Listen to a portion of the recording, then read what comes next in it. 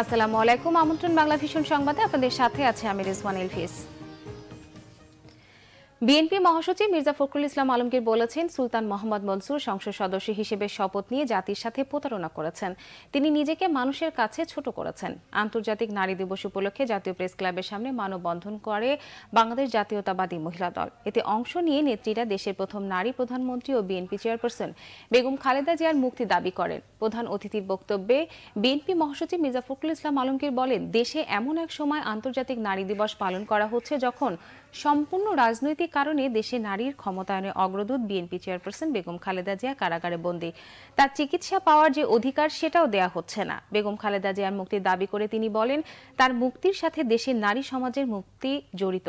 মানববন্ধন শেষে সাংবাদিকদের মুখোমুখি হন বিএনপি মহাসচিব। এক প্রশ্নের জবাবে জানান, শপথ নিয়ে সুলতান মোহাম্মদ মনসুর রাজনীতিবিদ হিসেবে নিজেকে ছোট করেছেন। বেগম খালেদা জিয়াকে মুক্তি দেয়া হলে বিএনপি সংসদে যোগ দিতে পারে এমন তথ্যকে গুজব বলে উড়িয়ে দেন মির্জা ফখরুল ইসলাম আলমগীর। আগের রাতে ব্যালট বাক্স ভর্তি করার প্রবণতা রোধে নির্বাচন কমিশন ইভিএম এর দিকে ঝুঁকছে বলে মন্তব্য করেছেন প্রধান নির্বাচন commissioner K M Nurul Huda. পঞ্চম উপজেলা পরিষদ নির্বাচন উপলক্ষে নির্বাচন কমিশন কর্মকর্তাদের প্রশিক্ষকদের প্রশিক্ষণের উদ্বোধন অনুষ্ঠানে সিইসি এসব কথা বলেন। তিনি বলেন, অবাধ, সুষ্ঠু, নিরপেক্ষ, স্বচ্ছতা এই 4 উপকরণের পরিস্থিতি থাকলে গ্রহণযোগ্য নির্বাচন অনুষ্ঠিত হয়। এগুলো ধারণ করতে পারলেই নির্বাচন প্রশ্নবিদ্ধ হবে না। উপজেলা পরিষদ নির্বাচন সুষ্ঠু, নিরপেক্ষ, অবাধ করতে নির্বাচনী কর্মকর্তাদের নির্দেশ দেন সিইসি। তিনি বলেন, নির্বাচন সবার কাছে গ্রহণযোগ্য হবে না, তবে নির্বাচনী কর্মকর্তাদের যেন কোনো দুর্বলতা না থাকে সেই বিষয়ে হুঁশিয়ারি করেন সিইসি। রাজনৈতিক দলগুলোকে নির্বাচনে নিয়ে আসার জন্য নির্বাচনী কর্মকর্তাদের ভূমিকা পালন করতে হবে বলেও মন্তব্য করেন সিইসি। ঢাকা বিশ্ববিদ্যালয় কেন্দ্রীয় ছাত্র সংসদ, ডাকসু ও হল সংসদ নির্বাচনে আর মাত্র 2 দিন বাকি। শেষ মুহূর্তের প্রচার প্রচারণায় ব্যস্ত প্রার্থীরা। ব্যানার ফেস্টুনে ছেয়ে গেছে বিশ্ববিদ্যালয় ক্যাম্পাস। দর্শক, এই মুহূর্তে ঢাকা বিশ্ববিদ্যালয়ে আছেন রিপোর্টার মিজানুর রহমান সবুজ। আমরা এখন সরাসরি কথা বলছি তার সাথে। মিজান, ক্যাম্পাসের পরিস্থিতি কেমন দেখছেন?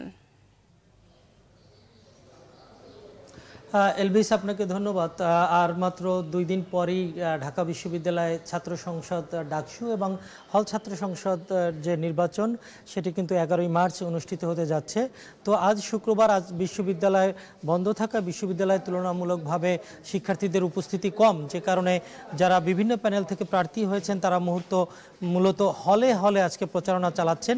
তো এই মুহূর্তে আমি দাঁড়িয়ে আছি ঢাকা বিশ্ববিদ্যালয় হাজী মোহাম্মদ মহসিন হলে, এবং আপনি দেখতে পাচ্ছেন এই হলেও কিন্তু পোস্টার এবং ব্যানারে ছেয়ে আছে এবং বিভিন্ন প্যানেলের প্রার্থীরা কিন্তু তাদের পক্ষে ভোট চাইছেন। এবং এই মুহূর্তে আমি খোঁজ নিয়েছি যে এই হলেই ক্যাম্পেইন করছেন কোটা সংস্কার আন্দোলনের নেতারা, যে প্যানেল দিয়েছেন সাধারণ শিক্ষার্থী অধিকার সংরক্ষণ পরিষদ, সেই নেতারা কিন্তু এখানে ক্যাম্পেইন করছেন। এর বাইরে ছাত্রদল এবং ছাত্রলীগের যে প্যানেল, সেই নেতারাও কিন্তু বিভিন্ন হলে তারা প্রচারণা চালাচ্ছেন।